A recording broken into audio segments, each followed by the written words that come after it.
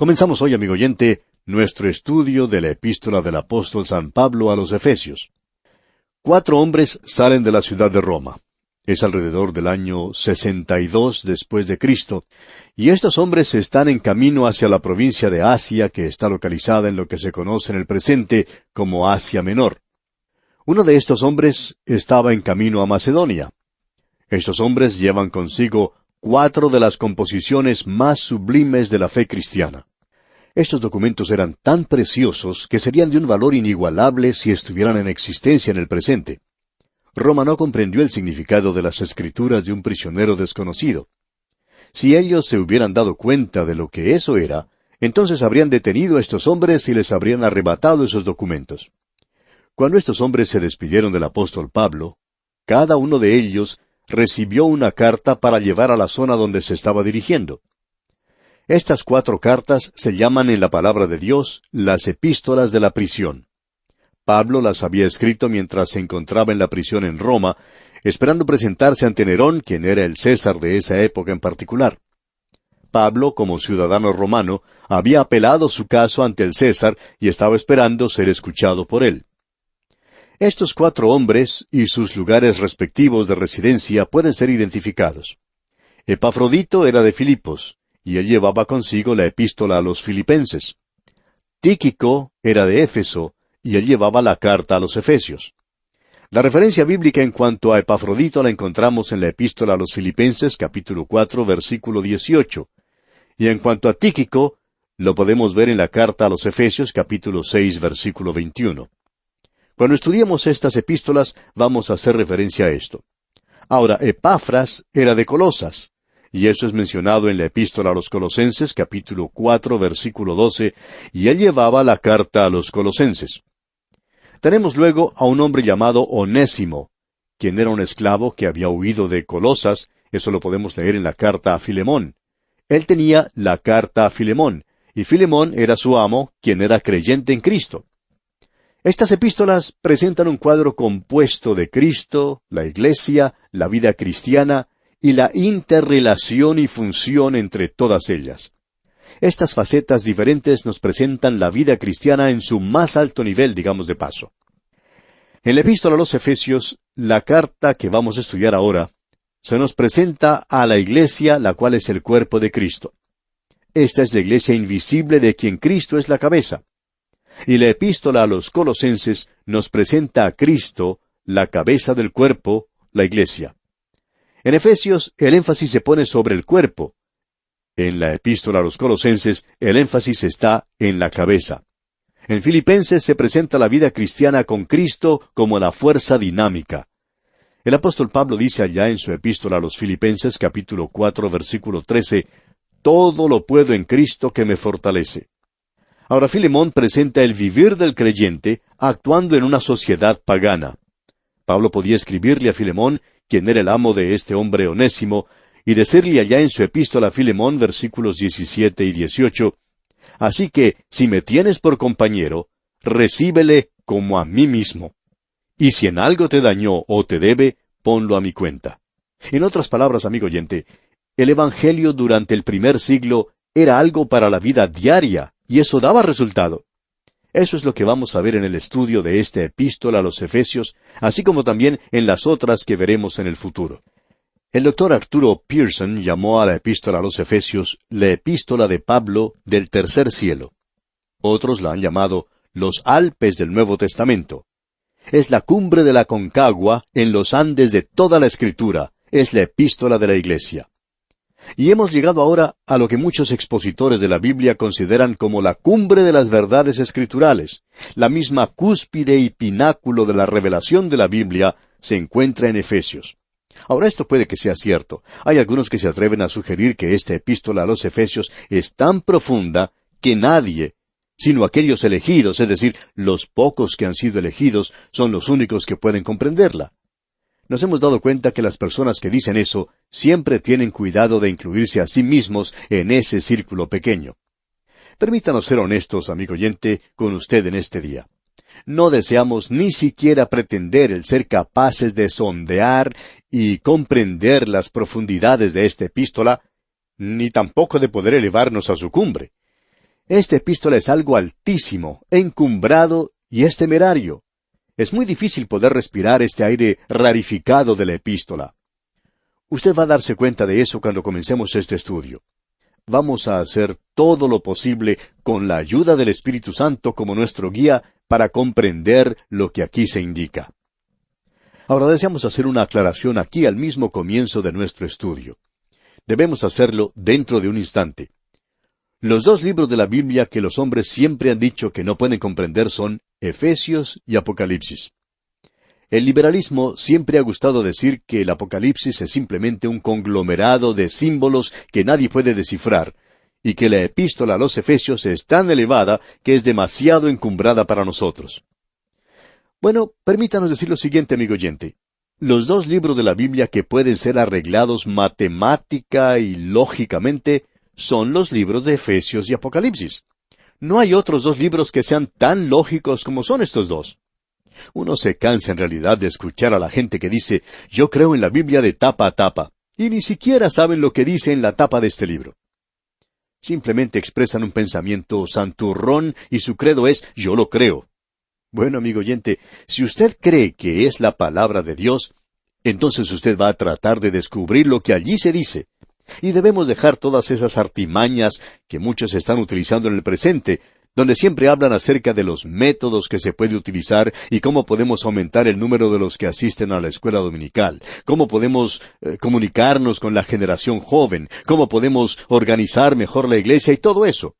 Bueno, todo eso está bien y todo eso tiene su lugar. Pero permítanos decirle, amigo oyente, que lo importante es conocer lo que dice ese libro. Los libros de Efesios y Apocalipsis son los libros de la Biblia más fáciles de bosquejar. ¿Por qué? Porque son libros lógicos, naturales.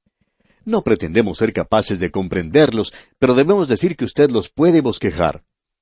El apóstol Pablo es lógico en la forma en que habla en la epístola a los Efesios, lo mismo que Juan en el libro de Apocalipsis. El libro de Apocalipsis ha sido bosquejado para nosotros. A Juan se le dijo que escribiera las cosas que había visto, las cosas que son y las cosas que serán en el futuro. Allí tenemos una triple división y está compuesto según los números 7. Uno no lo puede tener de una manera mejor que esa, amigo oyente. Ahora, la epístola a los Efesios es lógica, y lo interesante de esto es que uno la puede bosquejar muy fácilmente.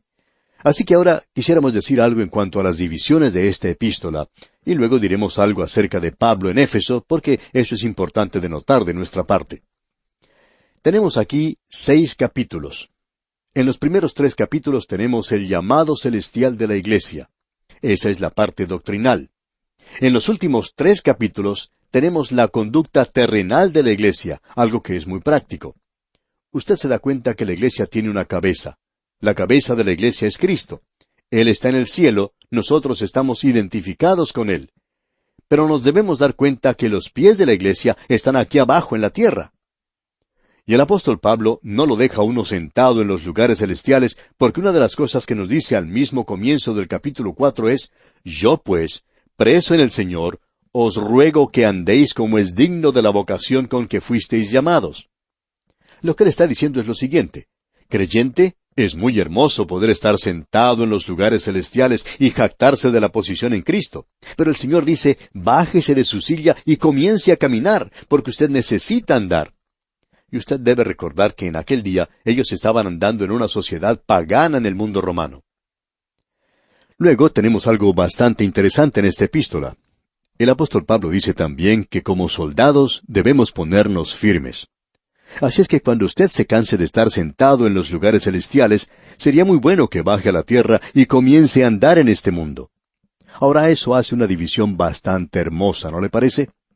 Los primeros 3 capítulos son doctrinales. Los últimos 3 capítulos son prácticos.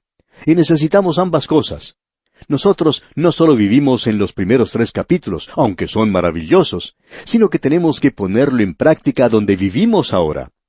Esto es algo bastante básico en cuanto a nuestra vida práctica aquí en este mundo, donde usted vive y actúa y tiene su ser.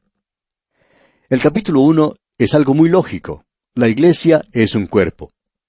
En el capítulo 2 vemos que la iglesia es un templo. Y luego en el capítulo 3 tenemos a la iglesia que es un misterio. Estos son los 3 capítulos de doctrina. Luego, cuando usted llega a la parte práctica del capítulo 4, vemos allí que la iglesia es un hombre nuevo. Es decir, que la iglesia tiene que vivir algo nuevo en el mundo, andando a través de este mundo como un hombre nuevo.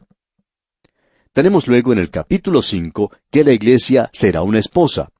No se haga la idea de que la iglesia es una esposa ahora. La iglesia no es una esposa ahora, la iglesia es una iglesia. El apóstol Pablo les dijo a los corintios: os he desposado con un solo esposo para presentaros como una virgen pura a Cristo. Allá en 2 Corintios 11:2. Este es simplemente un compromiso matrimonial con él, pero la iglesia algún día llegará a ser la esposa. Luego, la iglesia es un soldado de Jesucristo. Eso lo vemos allá en el capítulo 6 de esta epístola. Un bromista dijo en cierta ocasión: eso es muy interesante, la iglesia, dicen ustedes, será una esposa y la iglesia es un soldado. Usted sabe que muchos matrimonios aquí en el presente primero se casan y luego comienzan las luchas. Bueno, no debería ser de esa manera, amigo oyente, ya que eso no es lo que Pablo nos está diciendo aquí. Ahora, estos son los aspectos prácticos. La iglesia es un soldado. Hay un enemigo con el cual debe luchar en el presente. Se está desarrollando una batalla y la trompeta ha sonado para llamar al combate. Y necesitamos mantenernos firmes en Dios en este mundo en el presente. Usted puede apreciar que en el capítulo 1, que lo comenzaremos más adelante, que la iglesia es un cuerpo. Y amigo oyente, eso es algo interesante. Y aquí nuevamente se puede dividir eso en 3 partes. Ya nos dedicaremos a eso más adelante, pero quisiéramos mencionar esto ahora. Dios, el Padre, planeó la iglesia, versículos 3 al 6 del capítulo 1. Dios, el Hijo, pagó el precio por la iglesia, versículos 7 al 12 del mismo capítulo 1. Y luego, Dios, el Espíritu Santo, protege a la iglesia, los versículos 13 y 14. Y esto es tan maravilloso que Pablo concluye el capítulo 1 con una oración pidiendo conocimiento y poder. Y nosotros vamos a hacer una pausa cuando lleguemos allí porque creemos que eso es algo realmente grande. Eso es maravilloso y esperamos que tenga mucho significado para usted también. Veamos ahora a Pablo cuando estaba en Éfeso, porque esto es algo importante de apreciar de nuestra parte. Es realmente algo emocionante el poder visitar estos lugares en Asia Menor. Éfeso es un lugar que siempre llama la atención y donde se puede pasar mucho tiempo pensando en las cosas que aquí se mencionan. Es una gran ciudad, digamos de paso, como veremos más adelante. El Espíritu Santo no permitió a Pablo en su segundo viaje misionero que entrara a la provincia de Asia, donde Éfeso era uno de los lugares principales. Allá en el libro de los Hechos de los Apóstoles, capítulo 16, versículo 6, leemos: y atravesando Frigia y la provincia de Galacia, les fue prohibido por el Espíritu Santo hablar la palabra en Asia. Es decir, que el Espíritu Santo les bloqueó el camino y le dijo a Pablo: tú no puedes seguir por aquí. Ahora no sabemos por qué, pero ese no era el momento apropiado para hacerlo.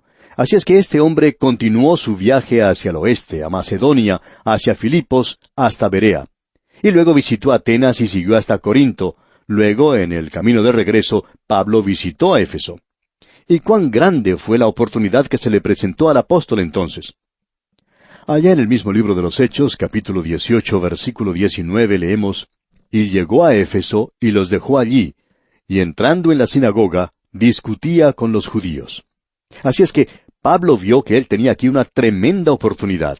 Él se encontraba en su tercer viaje misionero, y llegó a Éfeso, y descubrió que otro, llamado Apolos, había estado allí en el intervalo de su segundo y su tercer viaje misionero. Pero él había predicado nada más que sobre el bautismo de Juan. No había predicado el Evangelio de la gracia del Señor. En ese entonces, Apolos no sabía acerca de esto. Más adelante él se convirtió en un gran predicador del Evangelio. Comenzó entonces Pablo en ese lugar su ministerio que tuvo gran alcance. Estamos convencidos que el ministerio principal que ha tenido el Evangelio tuvo lugar en lo que en el día de hoy llamamos Turquía. En aquel día, como en el día de hoy, había millones de personas viviendo en esa zona. Era el corazón del Imperio Romano. La cultura de Grecia no se encontraba en Grecia. Estaba ahora sobre esta costa, la costa occidental de Turquía, y Éfeso era una ciudad principal, un gran centro cultural, un gran centro religioso. Los emperadores romanos visitaban ese lugar. Tenía un clima muy hermoso y era una zona maravillosa para visitar.